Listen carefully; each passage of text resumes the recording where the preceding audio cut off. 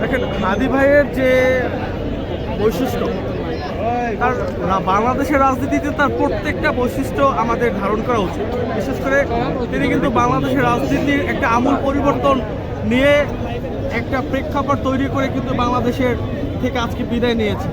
বাংলাদেশের যে আকাঙ্ক্ষা ছিল, যে 17 বছর যে আকাঙ্ক্ষা আমরা থেকে বঞ্চিত হয়েছি, সেই আকাঙ্ক্ষা ছিল বাংলাদেশের মানুষ একটি সুষ্ঠু ধারা রাজনীতি প্রতিষ্ঠা, সৎ ন্যায়পরায়ণ রাষ্ট্র প্রতিষ্ঠা, ইনসাফের রাষ্ট্র প্রতিষ্ঠা, এইগুলো নিয়ে হাদি ভাই কাজ করছে। সুতরাং আমাদের প্রত্যেকেরই এখন নৈতিক দায়িত্ব হচ্ছে হাদি ভাইয়ের এই আদর্শগুলোকে সামগ্রিকভাবে পুরো বাংলাদেশের প্রত্যেকটা রাজনৈতিক দলের এখন এটা অনুসরণ করা, ইভেন প্রত্যেকটা কাজে হাদি ভাইকে অনুকরণ করা।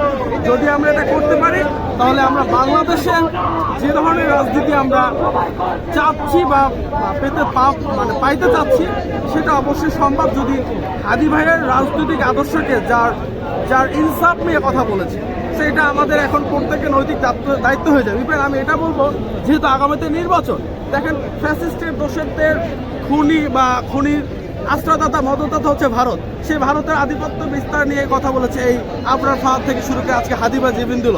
তো এই ফ্যাসিস্টদের দোষরদের কোনো রাজনৈতিক সংগঠন যেন তাদেরকে আশ্রয় প্রশ্রয় না দেয়। যদি